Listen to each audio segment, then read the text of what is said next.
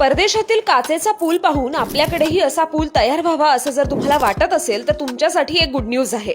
हा व्हिडिओ पूर्ण बघा. जेव्हा आपण आउट ऑफ इंडिया जातो तेव्हा तिथले काचेचे पूल आपल्याला खूपच अट्रॅक्ट करत असतात. त्यावरून जाताना निसर्ग इतका सुंदर दिसतो की महाराष्ट्रात असा एकही पूल का नाही असा प्रश्न आपल्याला पडतो.